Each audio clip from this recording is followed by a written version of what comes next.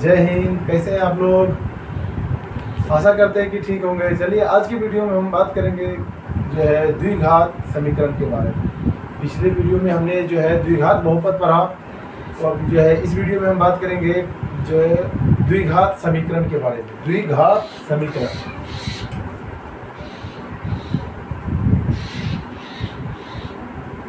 द्विघात समीकरण के बारे में क्या पढ़ना है? द्विघात समीकरण। द्विघात समीकरण और द्विघात बहुपद में ज्यादा का अंतर नहीं है। द्विघात बहुपद क्या होता है?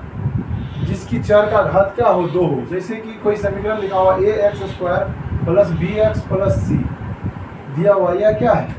जहाँ a बराबर नहीं है 0 के, a क्या है? 0 के बराबर नहीं है, तो यह क्या हो गया? यह क्या है? एक द्विघात बहुपद है। यह क्या है? द्विघात बहुपद है। यह द्विघात बहुपद है। द्विघात समीकरण कहते हैं कि द्विघात समीकरण हुआ, द्विघात बहुपद को शून्य से तुलना कर दे, यह इसके बराबर शून्य कर दे। जैसे ax² plus bx plus c बराबर 0 कर देंगे तो क्या हो जाएगा? द्विघात बहुपद होगा। जहां a बराबर नहीं होगा 0 के, a क्या होगा? 0 के बराबर नहीं होगा, तो यह क्या कहलाएगा? यह हो गया द्विघात समीकरण। यह द्विघात कौन सा होगा? यह द्विघात समीकरण होगा। यह हो गया द्विघात समीकरण। इसका परिभाषा हम द्विघात बहुपद का परिभाषा लिख सकते हैं। द्विघात बहुपद को शून्य से तुलना करने को ही क्या कहते हैं? द्विघात बहुपद कहते हैं। या द्विघात बहुपद को 0 के बराबर करने को क्या कहेंगे? द्विघात समीकरण कहेंगे। जिसमें क्या होगा? ax² plus bx plus c बराबर 0, जहां a बराबर नहीं होगा 0 के। अगर a 0 के बराबर होगा, जैसे कि हम द्विघात बहुपद में पढ़े थे कि a अगर 0 के बराबर होता है तो यह क्या हो जाएगा? ये 0 हो जाएगा, तो यहाँ क्या बच गया? bx प्लस c, यह क्या हो जाता है? एक रेखिक समीकरण बच जाता है।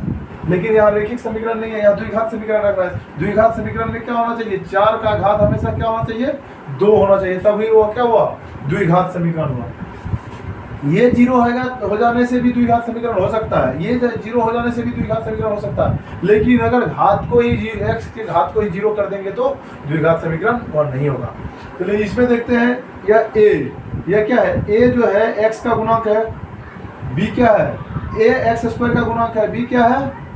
x का गुणक है, c क्या है? अचर पद है। जैसे हम बहुपद में पढ़े थे वो सेम ही जो है द्विघात समीकरण में है। सिर्फ इसमें तुलना जो है हम क्या करते हैं? इसके बराबर में 0 कर देते हैं, तो वो क्या बन जाता है? द्विघात समीकरण बन जाता है। अब द्विघात समीकरण में हम जो है बहुपद में पढ़े थे शून्यक निकालना। शून्यक निकालने के लिए हम किस में पढ़े थे? द्विघात बहुपद में। शून्यक क्या होता था? इसके x के मान को निकालते थे। लेकिन हम इसमें क्या पढ़ेंगे? मूल निकालना पड़ेगा। इसमें यह किसका मान होता है? x का। इसमें भी यह किसका मान था? x का। दोनों में x का मान ही निकालने को, इसको इसमें क्या बहुपद में कहते थे? शून्यक, और इसमें कहेंगे क्या? मूल निकालना। इसमें जो है अलग सूत्र, जो सूत्र था वही सूत्र इसमें भी लगता है। दोनों में सूत्र क्या वही लगता है। इसको भी हम गुणनखंड विधि से निकाल करके इसका जो है मान निकालते थे। इसको जो है अलग विधि से निकालना, इसमें गुणनखंड विधि से और इसके सूत्र द्विघात का सूत्र लगा करके भी निकाल सकते हैं। चलिए देखते हैं आगे। मूलों की प्रकृति देखेंगे। द्विघात समीकरण को कितने प्रकार से हल किया जाता है? द्विघात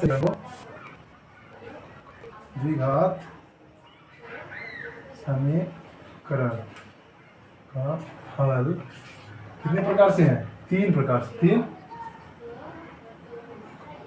से। नंबर 1 क्या है? गुणनखंड विधि से। दूसरा क्या है? पूर्ववर्ग विधि से। तीसरा क्या है?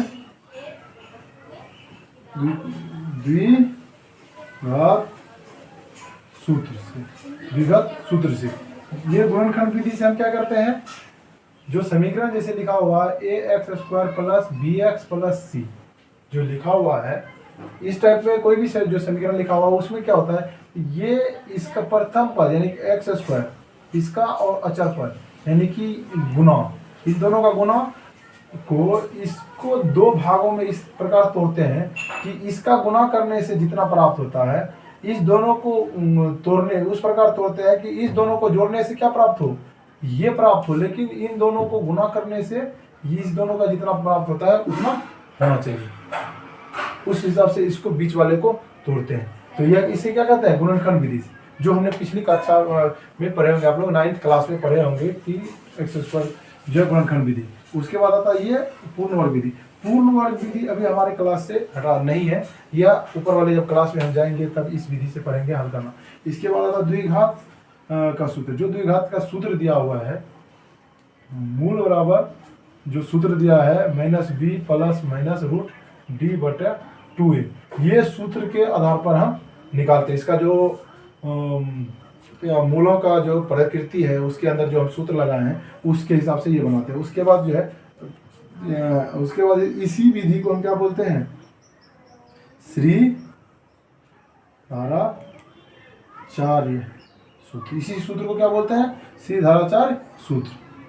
श्री धाराचार्य ने ये सूत्र दिया था, मूल बराबर -b plus minus root d बटे प्लस माइनस रूट d बटे 2। ये सूत्र किसने दिया था, श्री धाराचार्य ने दिया था, इसीलिए इसे क्या बोलते हैं, श्री धाराचार्य सूत्र भी कहते हैं। या कई एग्जामों में पूछा भी जाता है श्री धाराचार्य सूत्र किसे कहते हैं, द्विघात के सूत्र को ही श्री धाराचार्य सूत्र कहते हैं। जो द्विघात सूत्र दिया हुआ है द्विघाती सूत्र उसे ही श्री धाराचार्य सूत्र कहते हैं। क्या देख रहे हैं, मूलों की प्रकृति, मूलों की प्रकृति,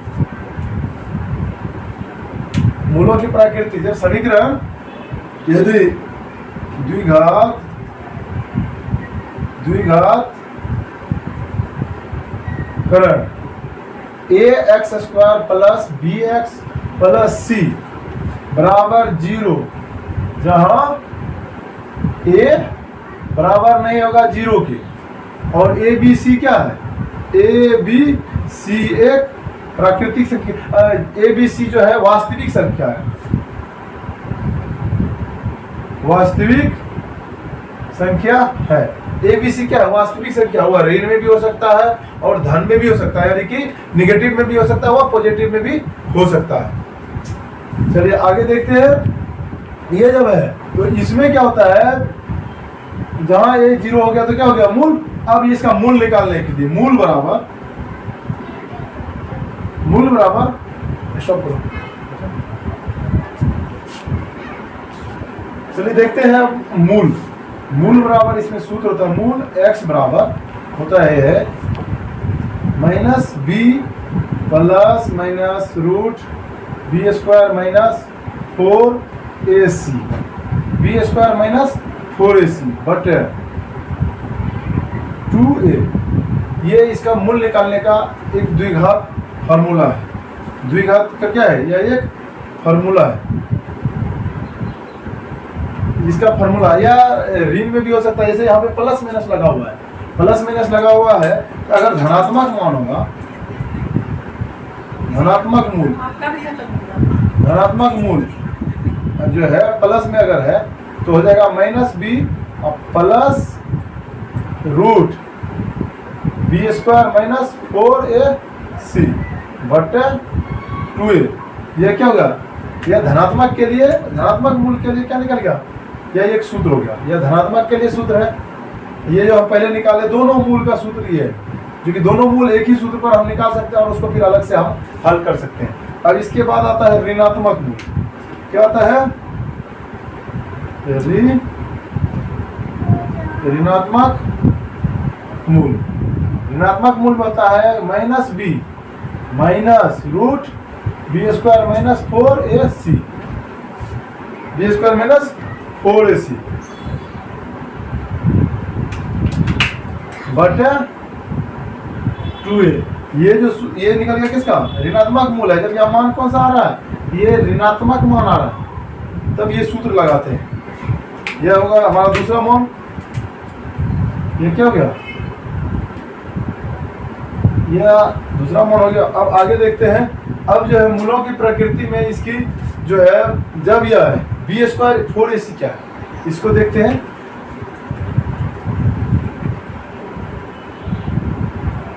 यहां हम लिखे थे अभी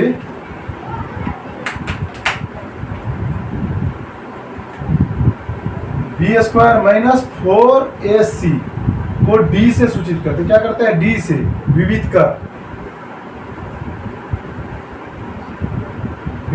डी से सूचित करते हैं। अगर यदि बी स्क्वायर माइनस 4ac बड़ा होता है 0 से, अगर 0 से बड़ा होता है तो क्या होगा, द्विघात समीकरण का जो हल है, दो हल अलग अलग निकलेंगे, दो भिन्न मतलब दो अलग अलग या अलग मूल होगा, दो अलग अलग मूल होगा। जो दो मान निकलेंगे x के, वो क्या होगा, द्विघात समीकरण के दो मूल होते हैं, उसके कितना, इसका क्या होगा, दो अलग अलग होगा। या क्या होगा, जब बी स्क्वायर माइनस 4ac बराबर 0 होगा तो द्विघात समीकरण का मूल क्या होगा, दो अलग अलग होगा।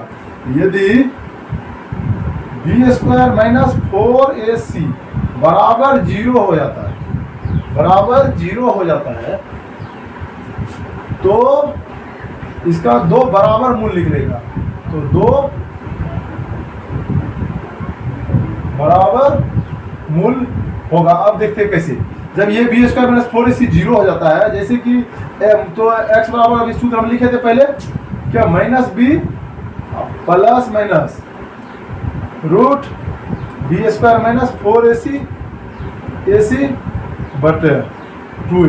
अगर ये 0 हो जाता है, minus B plus minus root ये 0 हो गया बटे 2a, यहाँ 2 है ना, 2a ये 0 हो गया, क्या बचा, माइनस बी प्लस बटे 2a। तो यही बच गया ना दोनों मान के लिए, दोनों मूल के लिए क्या बच गया, मूल के लिए क्या बच गया, x जो मूल है इसका माइनस बी बटे 2a, यानी कि दोनों मूल बराबर निकल रहा है। न लिखे क्या होगा, दोनों मूल बराबर होगा। चलिए आगे देखते हैं। इसमें भी हम जो दो मूल भिन्न भिन्न होगा, जो हम सूत्र अभी लगाए थे, पहले दिखाए थे आपको कि मूल बराबर क्या लिखे थे, minus B plus minus root D, ये डी होगा ना, बी स्क्वायर माइनस 4ac था तो डी बटा 2a, ये होगा एक माइनस में एक प्लस में, दो अलग अलग भिन्न निकल रहे हैं, क्योंकि यहाँ अगर प्लस होगा तो ये जुड़ेगा इससे, अगर माइनस होगा तो घटेगा, तो अलग अलग हो रहा है। अगर इसी में अगर दूसरे में जा रहा है ये, अगर ये बराबर हो रहा है तो यह क्या हो जाएगा, ये 0 हो जा रहा है, चाहे प्लस में हो या माइनस में हो, जब इसके बाद वाली सारी अंक 0 हो जा रहा है तो सेम बी बटा माइनस बी बटा 2a बच रहा है। चलिए नेक्स्ट देखते हैं।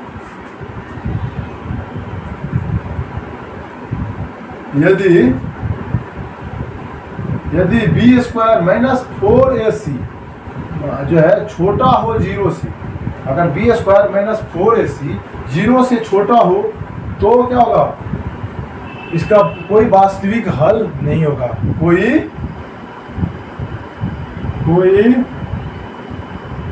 वास्तविक हल नहीं होगा।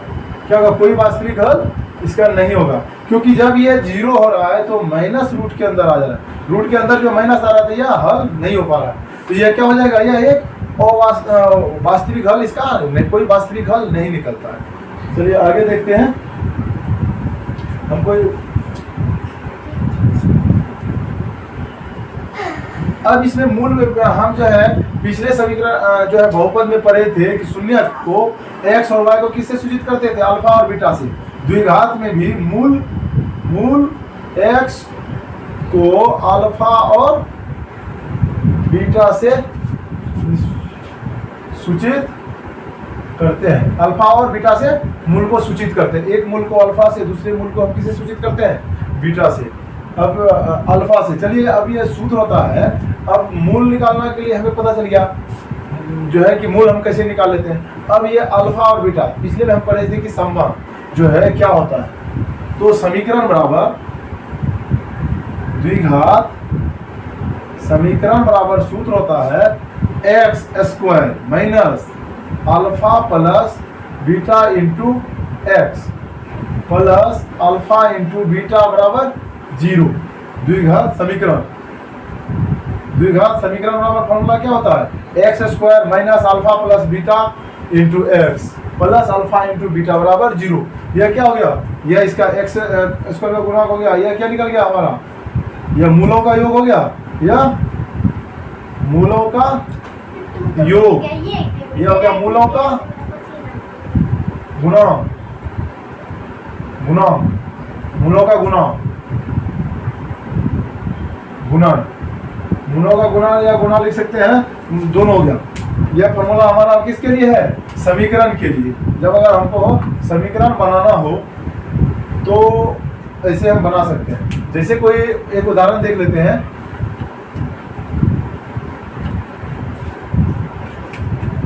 एक उदाहरण है, उदाहरण में दिया हुआ है